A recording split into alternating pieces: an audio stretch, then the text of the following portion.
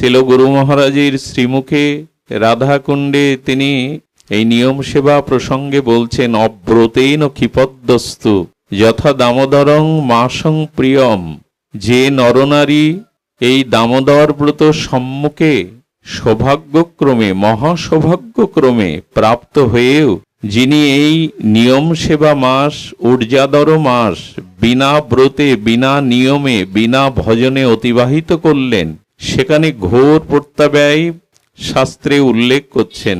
যিনি এই মাসে বিনা ব্রতে বিনা ভজনে বিনা নিয়মে অতিবাহিত করলেন, তার জন্য ঘোর প্রত্যাব্যয় তির্যক যোনি, অর্থাৎ আগামী জন্মে ভগবান তাকে কোনো ইতর জনিতে, কোনো বৃক্ষলতা বা কোনো হীন জনিতে তাকে জন্ম দিবেন, তির্যক যোনি। এবং আরো ঘোর প্রত্যাব্যয় বলেছেন, তিনি সর্বধর্ম হতে বহিষ্কৃত হবেন। প্রত্যেকটি সনাতনী হিন্দু নরনারী, এমনকি জাতি ধর্ম নির্বিশেষে, যিনি বিনা নিয়মে বিনা সংকল্পে বিনা ভজনে এই মাস অতিবাহিত করবেন, তিনি মনুষ্য জন্মের প্রাপ্ত হতে সৌভাগ্য হতে বঞ্চিত হয়ে তির্যক জনিতে আর ভগবান তাকে জন্ম দিবেন। এবং তিনি সর্বধর্ম বহিষ্কৃত হওয়া, সমস্ত ধর্ম হতে মঙ্গল হতে বহিষ্কৃত হবেন। এই জন্য বলছেন, এই মাসটি বিনা নিয়মে বিনা ভজনে আমাদের অতিবাহিত করা উচিত নয়। শাস্ত্র মুখে মহাজনগণ এও বলেছেন, যথা দামোদর ভক্তবৎসল বিদিত জনা তাস্যাহং তাদিসং মাসং স্বল্পমা পুরকারক। ধ্যান দিয়ে শুনুন। বলছেন যে শ্রী শ্রী রাধা দামোদরের ভক্তবৎসল্য কে না জানে, এটা জগৎ বিদিত। রাধা দামোদর ভক্তবৎসল, এটি জগৎ বিদিত। কারণ ইতিপূর্বে শ্রী ভগবানের কোন লীলাতে ভগবানকে কেউ বন্ধন করতে পারেননি। আজ যে দামোদর নামটি ভগবানের, আমরা যে দামোদর রূপে তাকে অর্চন করছি, আরাধনা করছি, এই দামোদর নামটি কেন? ইতিপূর্বে ভগবৎ স্বরূপে কোনো লীলাতে কোনো অবতারে ভগবানকে কেউ বাঁধতে পারেননি। অনন্ত বস্তুকে, বিভু বস্তুকে বাঁধা যায় না। যেমন বিভু বস্তু অনন্ত আকাশকে কেউ ঢেকে দিতে পারে না। যার বাহির নাই, ভেতর নাই, যার পূর্ব পশ্চিম নাই, সেই অনন্ত বিভু আকাশকে আপনি বাঁধতে পারবেন না। সেই অনন্ত অনন্ত মহা অনন্তের অপর যে স্বয়ং ভগবান, তাকে কি করে বাঁধা যাবে? কিন্তু এই লীলাতে এত ভক্তবৎসল তিনি যে মায়ের পট্টডরিকা দিয়ে বন্ধন স্বীকার করলেন। এই জন্য যথা দামোদর ভক্তবৎসল বিদ্যুত জনাও, সমগ্র বিশ্ববাসী জানে যে দামোদর কত ভক্তবৎসল, যিনি অনন্ত বিভু হয়েও যাকে বাঁধা যায়। বাৎসল্য প্রেমে যশোমতী মা শুধু বাঁধেননি, শ্রীমতী মাদনাক্ষ মহাভাবময়ী রাধারানী ব্রজগোপীরাও তাকে প্রেমের ডোরে বেঁধেছিলেন। এখন এই জন্য ভক্তবৎসল রাধা দামোদর, তাস্যাহং তাদিসং মাসং। দেখুন, ভক্তবৎসল দামোদর যেমন ভক্তবৎসল, তেমনি এই কার্তিক মাস, এই নিয়ম সেবা মাস, এই উর্জাদার মাসও ভগবানের মতো ভক্তবৎসল। এই মাস অন্য মাসের মতো নয়। ভগবান যেমন ভক্তবৎসল, এই দামোদর বা উর্জাদার মাসও ভগবানের ন্যায় ভক্তবৎসল। অন্য মাসের মতো এই মাসটি নয়। এই জন্য বলছেন, যথা দামোদর ভক্তবৎসল বিদিত জনা তাস্যাহং তাদিসং মাসং। এই মাসও ভগবানের ন্যায় ভক্তবৎসল। স্বল্পমা পুরকারক। এই নিয়ম সেবা মাসে যিনি স্বল্প পরিমাণ রাধা দামোদরের প্রীতির উদ্দেশ্য সম্পাদনের জন্য সামান্য ভজন করবেন নিয়মপূর্বক, স্বল্পমা পুরকারকে, স্বল্প মাত্রও যদি তিনি ভজন করেন, তিনি রাধা দামোদরের কৃপা বা প্রেম ভক্তি পেয়ে মনুষ্য জীবন ধন্য হয়ে যাবেন। যদি স্বল্প পরিমাণও কেউ ব্রত করেন। স্বল্পমা পুরকারক, এই ব্রতে যদি যথাযথ নিয়মাবলী, আপনি যদি যথাযথ নিয়ম, যথাযথ ব্রতের নিয়মাবলী পরিপূর্ণ সম্পূর্ণ রূপে আর আপনি পালন না করতেও পারেন, স্বল্পমাত্র পালনে আপনি রাধা দামোদরের প্রেম ভক্তি কৃপা পেয়ে যাবেন। স্বল্পমা পুরকারক, স্বল্প পরিমাণেও এই মাসে ভজন বিনা থাকা যাবে না, ঘোর প্রত্যাব্যয় আসবে। স্বল্প বলতে এখানে বলা হয়েছে যদি যথাযথ শাস্ত্রীয় পরিপূর্ণ ভজন নিয়ম আপনি রক্ষা করতে না পারেন, তাহলে অন্তত 3 থেকে 4টি নিয়ম স্বল্প পরিমাণেও আপনি পালন করুন।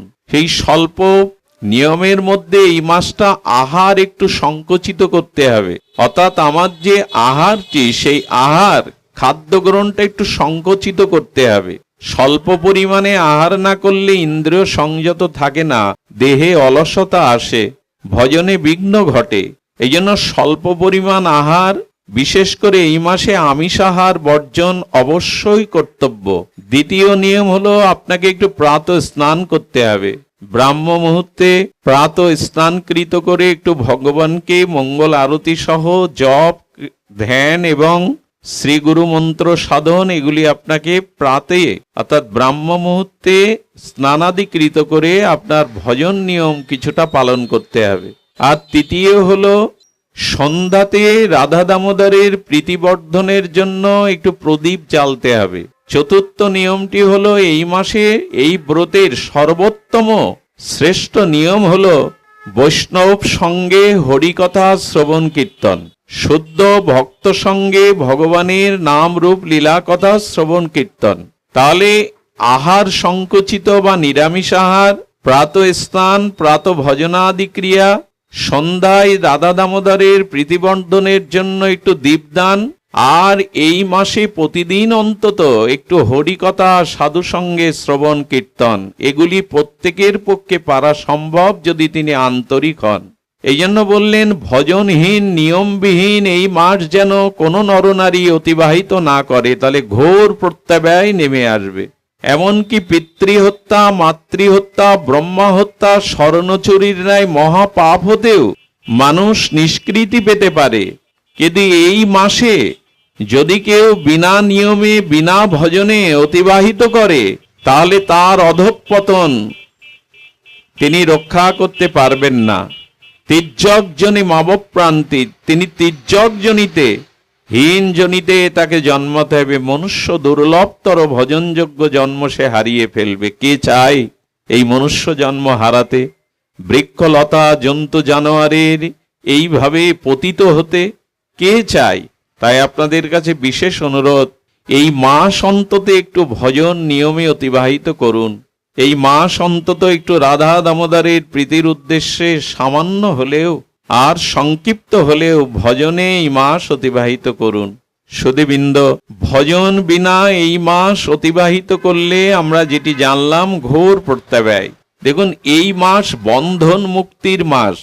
এই যে কর্মান্তরে জন্মান্তরে আমাদের যে কর্মবাসনার বন্ধন, প্রারব্ধ কর্মভোগের বন্ধন, এই যে জন্ম মৃত্যুর বন্ধন, এই বন্ধন মুক্তির মাস এটি।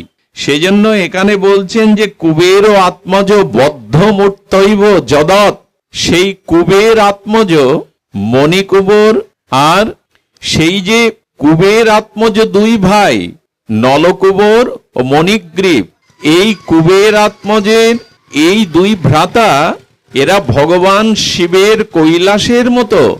ভগবান শিবের কৈলাসে এদের বসবাস। নলকুবর মণিগ্রীব এরা কার পুত্র? কুবের আত্মজ। কুবের হলো ভগবান শিবের, যেটাকে এখন আমরা অর্থমন্ত্রী বলি। তো ভগবান শিবের ধনৈশ্বর্যের দায়িত্বে এই দেবতা কুবেরেরই পুত্রদ্বয় নলকুবর মণিগ্রীব। একথা আপনারা জানেন, সকলে ইতিপূর্বে আচার্য মুখে ভাগবত মুখে আপনারা এটি শ্রবণ করেছেন যে এই দুই পুত্র একে তো তারা ধনীর ঘরে জন্ম নিলেন, দেবকুলে জন্ম নিলেন, আর তাদের বিদ্যা শিক্ষাও কম না। কিন্তু দেখুন, এই কুবের ও আত্মজ তারা বন্ধনে আবদ্ধ হলেন, তারা এই দেব জন্ম হতে বিচ্যুত হলেন, চ্যুত হলেন। তার কারণ কি? মানুষের জীবনে তিনটি বিষয়ে অভিমান আসে, অহংকার আসে, আর তাতেই তার পতনের কারণ হয়।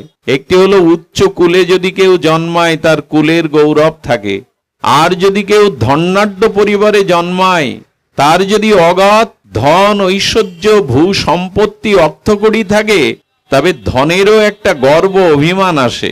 আর যারা অতি বিদ্বান, উচ্চ উচ্চ শিক্ষা যারা লাভ করেছে, এই বিদ্যা, উচ্চ কুল আর ধন, এই তিনটি জিনিসের গর্ভে মানুষের অহংকার এবং তার দ্বারা পতন আসে। বেশিরভাগ তাই দেখা যায়। যদি উচ্চকুলে জন্মগ্রহণ করে বহু ধন সম্পত্তির অধিকারী হয়ে আর বহু বিদ্যা অর্জন করেও যদি আর ধর্মে মতি না থাকে, যদি সাধুসঙ্গ ভগবত ভজন না থাকে, তাহলে এই তিনটি জিনিসই তার পতনের কারণ হয়ে দাঁড়ায়। এই তিনটি জিনিস পরম সৌভাগ্যে প্রাপ্ত হওয়া যায়। এই তিনটি সোপান সিঁড়ি দ্বারা আপনি বহু উচ্চে উঠতে পারেন, আপনার মুক্তির পথ রচনা করতে পারেন। আবার এই তিনটি সোপান দ্বারা আপনার পতন হতে পারে। তারই একটা উজ্জ্বল দৃষ্টান্ত এই কুবের ও আত্মজ নলকুবর মণিগ্রীবের এই চরিত্র। আগেই বলেছি, বিদ্যা, ধন এবং কুল এর একটা মদমত্ততা আছে। মদ পান করলে যেমন একটা মর্ততা আসে, তেমন এই তিনটি জিনিসের যদি ভগবত চরণে অর্পিত না হয়, বিশুদ্ধ জ্ঞান না থাকে, মহৎ কৃপা না পান, তাহলে এই তিনটি জিনিসের মদমত্ততা আসে, একটা মর্ততা আসে, তাতে অভিমান, অহংকার এসে দেখা দেয়। অপরাধ নেবেন না। দেখুন, কামিনীর কাম এটা চরিতার্থ করার পরে স্তিমিত হয়ে যায়। আর শাস্ত্র বলছেন যে মানুষের এই কাম বা দেহ ভোগবাসনা এটা স্তিমিত হতে পারে, কিন্তু ধনের যে গৌরব, অর্থের যে গৌরব, এটি মানুষকে, যেমন কেউ সুরাপান করে, মদ পান করে, তো সুরাপানকারীর ব্যক্তির যদি লিভার পচে যায়, নষ্ট হয়ে যায়, তখন আর তিনি নেশা করতে পারেন না। আর নেশা করলেও নেশাটা ছুটে যায়। যারা মদ পান করে তাদের 24 ঘন্টা নেশা থাকে না। আর কামিনীর প্রতি যার কাম প্রভাব আছে, সেটাও ভোগের পর স্থিমিত হয়ে যায়। কিন্তু ওই দুটো আবার পুনরায় ডেকে আনে কারো যদি ধন সম্পত্তি বেশি থাকে, আর তিনি যদি ভক্ত না হন, ধার্মিক না হন, ওই অধিক অর্থই তাকে ওই দুটো পথে আবার টেনে নিয়ে যায়। এই জন্য কামিনীর কাম বা সুরাপান একসময় স্থিমিত হয়ে পড়ে, কিন্তু ভক্তিহীন, ধর্মহীন, ভজনহীন ধনী, তার এই ধনের ধন্যাঢ্য গৌরব এটি নষ্ট হয় না, এই তাকে আবার টেনে নিয়ে যায়। কতগুলি খুব প্রাসঙ্গিক বর্তমান সময়ে। এই জন্য ধনের মদমত্ততা, ঐশ্বর্যের মদমত্ততা এমন একটি জিনিস, এটি মানুষকে পতন না ঘটিয়ে ছাড়ে না। আপনি রাজা হন, সম্রাট হন, শ্রেষ্ঠ ধনী হন, তাতে আপত্তি নেই। দীন ও দাতা হন, ধর্মপরায়ণ হন, অর্থকে যথাযথ সৎ কাজে, মঙ্গল কাজে, জগৎহিতার্থে ব্যয় করুন, তাতে ক্ষতি নেই। কিন্তু ধর্ম এবং জগতের মঙ্গল কাজে অর্থ ব্যয় না করে যদি আপনি ধনগর্বে, ধনমদে মত্ততা আনেন, তাহলে একদিন এই ধন আপনাকে কিভাবে পতন ঘটায় তার জলজান্ত দৃষ্টান্ত এই কুবের ও আত্মজ।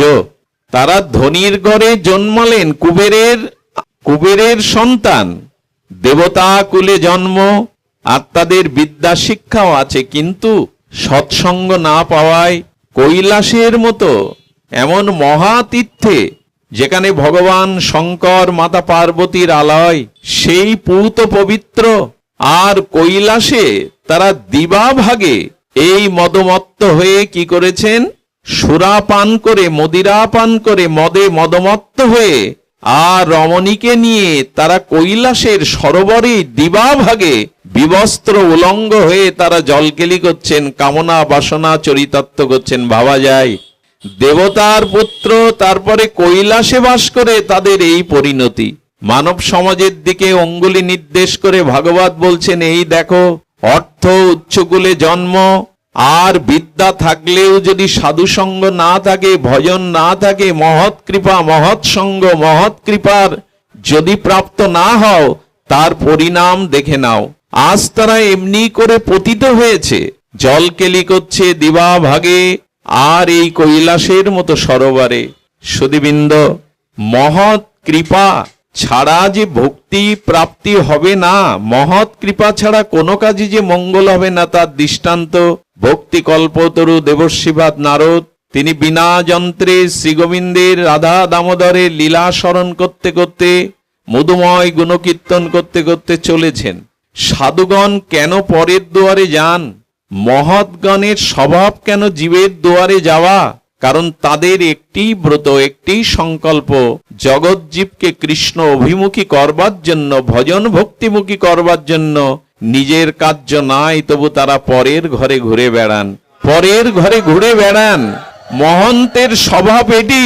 দেবর্ষিবাদ নারদ এমনি করে। আর তিনি যেতে যেতে, আচ্ছা চিন্তা করুন, রাধা দামোদরের এই ব্রত স্মরণ করছেন, লীলা স্মরণ করছেন, আর বদনে শ্রীবদনে রাধা দামোদরের মধুর সংকীর্তন ধ্বনিতে আকাশ বাতাস মুখরিত করে দেবর্ষিপাদ হৃদয়ে লীলা স্মরণ করছেন, আর মুখে শ্রী ভগবানের মহিমা গুণকীর্তন করতে করতে চলেছেন। যাবে না যাবে না মহৎ গিয়ে উপস্থিত হলেন সেই সরোবরের তীরে। দেবর্ষিপাদের সৌম্য মূরতি দেখে, তার সেই মহৎ বেশ দেখে যে রমণীগণ বিবস্ত্র হয়ে জলকেলি করছিল, তারা অভিশাপের ভয়ে, নিজের স্খলন পতনের ভয়ে তারা বস্ত্র আবৃত করে একপাশে নতমস্তকে দাঁড়িয়ে হাত জোড় করেছে। কিন্তু মদিরা পানে মদমত্ত এই কুবের আত্মজ নলকুবর মণিগ্রীব তারা বস্ত্র নেয়নি, বরঞ্চ বিরক্তি হয়ে তাদের ভোগের পথে অন্তরায় বাধা হয়ে ক্রোধান্বিত হয়ে তখন ঋষিকে গালি দিতে লাগলো। এই দেখুন কি পরিণাম হয় যদি বিদ্যা, উচ্চ কুল এবং ধন সম্পত্তি, ভগবত কর্মে, জগৎ কল্যাণে, সাধু কৃপাতে যদি এর সদ্ব্যবহার না হয়, তার পরিণাম দেখুন। বলছেন এই ভিখারি, তারা নারদকে দেখে, দেবর্ষিকে দেখে কোথায় কুলোটা রমণীগণ চিনতে পারলো, দেবর্ষিপাদের ভয়ে, অভিশাপের ভয়ে তারা বস্ত্র আবৃত করে প্রার্থনা করছে, আর ভোগের পথে, বাসনা কামনার পথে বাধাগ্রস্ত এই নলকুবর মণিগ্রীব বলছেন, এই ভিখারি তুমি আর আসার সময় পেলে না? আরে এখানে এভাবে দাঁড়িয়ে আছো কেন? ও তোমার মতো ভিখারি তো আমার পিতার দুয়ারে গড়াগড়ি যায়। দেখুন মহৎকে অবজ্ঞা, অপমান মানুষ কখন করে। গর্ব আছে তো আমাদের পিতা ধনী, এই ধনমদে মত্ত হয়ে, অহংকারে মদমত্ত হয়ে আজ নারদের মতো ঋষিকে, যার শ্রীঅঙ্গের বাতাস লাগলে প্রেম ভক্তি হয়, সমস্ত ত্রিকুলে যার সম্মান, অসুর কুলে, দৈত্যকুলে আর ভগবত রাজ্যে সকল জনায়, সকল ক্ষেত্রে, সকল লোকে পূজিত দেবর্ষিবাদ নারদ, আজ তাকে বলছেন যে এই ভিখারি আর আসবার সময় পেলে না, এখানে কেন? আরে তোমার মতো ভিখারি তো আমার পিতার দুয়ারে গড়াগড়ি যায়। দেবর্ষিবাদ নারদ মনে মনে তাদের প্রতি করুণা হচ্ছে। দেখুন সাধুর স্বভাব দেখুন, সক্ষমতা থাকলে, ক্ষমতা থাকলে সঙ্গে সঙ্গে তো অভিশাপ সম্পদ করতেন, কিন্তু করুণা হচ্ছে যে এরা দেবতার পুত্র, এরা কৈলাসের মতো মহাতীর্থে বসবাস করেও এদের এ জাতীয় অধঃপতন, এ জাতীয় স্খলন চরিত্রের। সুধীবৃন্দ, ভাগবত হুঁশিয়ার করে দিয়েই বলেছিলেন, বর্তমান সময়ে এই যে জুয়া, এই যে পরস্ত্রী, আর এই যে নেশা, ড্রাগ বা মদ, গাঁজা, সারা পৃথিবীর দিকে যদি তাকিয়ে দেখুন, সারা পৃথিবী গ্রাস করেছে কলি এই তিনটি জিনিসে। পরস্ত্রীর প্রতি আসক্তি আর নেশা, এই যে মরণ নেশা, এটি সমাজকে ধ্বংস করে দিচ্ছে, কত সম্ভাবনায় জীবনকে পতন ঘটিয়ে দিচ্ছে। তো আপনারা জানেন এগুলি থেকে ভাগবত সাবধান হতে বলেছেন। সাবধান কখন হব আমরা? তারই উজ্জ্বল দৃষ্টান্ত এই লীলাতে। তো তখন তারা যখন গালি দিচ্ছেন, দেবর্ষিবাদ নারদ বলছেন এদের কৃপা করা দরকার। শুদ্ধ সাধুর এই হলো মহিমা, প্রকৃত মহাত্মার এই হলো মহিমা। তারা জগৎ জীবের কল্যাণের জন্য গালি খেয়েও, লোকের অপমান সহ্য করেও তারা অন্য জীবের ভক্তি দানে, ভজন দানে তারা কিভাবে সমর্পিত জীবন। দেবর্ষিপাদ তাদের অভিশাপ দিয়ে ধ্বংস করতে পারতেন, কিন্তু পরম ভগবত ভক্তের হৃদয়ে করুণা হলো ওদের প্রতি। এদের উদ্ধার প্রয়োজন, এরা বিপদগামী হয়ে গেছে। আর এই বিপদের কারণ নির্ণয় করতে গিয়ে এখানে ধনের যে পরিণতি, সেটি দেবর্ষিপাদ ব্যাখ্যা করেছিলেন। সুধীবৃন্দ, উনি বলছেন যে বর্তমান আমাদের সাধু সমাজও, কিছু মনে করবেন না, এটা অদ্ভুত কথা, ভাগবত অমৃত বর্ষণীতে আর গোস্বামীপাদ এটি আস্বাদন দিয়েছেন। সাধুরা প্রায়শ, যারা প্রকৃত সাধু, তারা দুস্থ, আতুর, অভাবী কাঙাল দরিদ্র তাদের কাছে যেতেই বেশি ভালোবাসেন। যারা প্রকৃত মহৎ প্রকৃত সাধু এরা দুস্থ অনাথ কাঙাল এদের ঘরেই বেশি যেতে ভালোবাসেন। কিন্তু বর্তমান সময় এই ভজন জগতে সাধু সমাজেও একটা অন্ধকার নেমে আসছে। কিছু মনে নেবেন না, কাউকে ইঙ্গিত করে কথা বলা নাই, ভাগবতের ব্যাখ্যায় এসেছে তাই। বর্তমান মাদিস কিছু সাধু সন্ত আছেন যারা প্রায়শ ধনীর বাড়ি যেতে ভালোবাসেন, ধনী শিষ্য করতে ভালোবাসেন, এবং যেখানে তিনি ধন জন অর্থ বেশি করে পাবেন সেখানেই বেশি যান। এর কারণ বড় মঠ করতে গেলে, আশ্রম চালাতে গেলে তারা মনে করেন ধন ঐশ্বর্যের প্রয়োজন, আর এটা ধনী শিষ্যরাই পূরণ করতে পারে।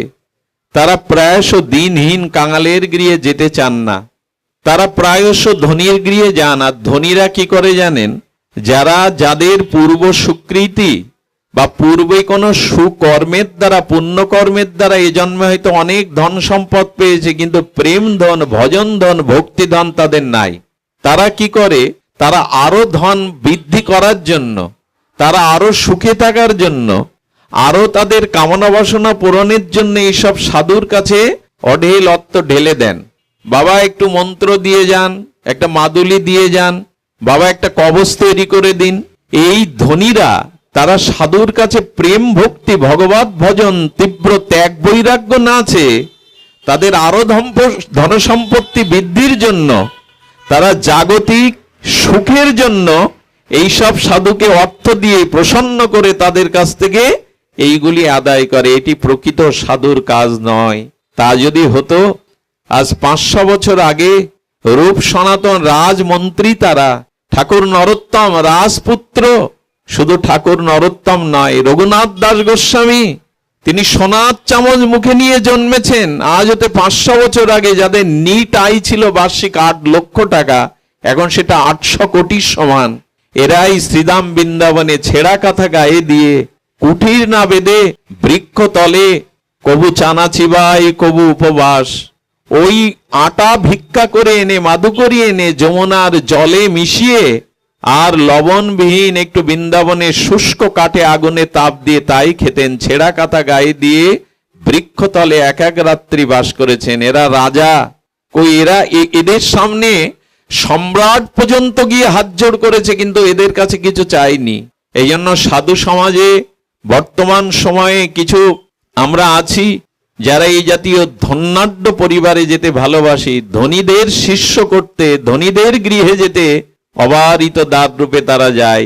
আর ধনীরাও এইসব সাধুকে পেয়ে তাদের কামনা বাসনা পূরণের জন্য তারা তাদেরকে উপঢৌকন দিয়ে, উপহারে দিয়ে, ধনসম্পত্তি দিয়ে তারা তাদের বাসনা পূর্ণ করতে চায়। আসলে এর দ্বারা কাজের কাজ কিছু হয় না। প্রকৃত ভক্তি প্রকৃত মুক্তি এর দ্বারা আসে না।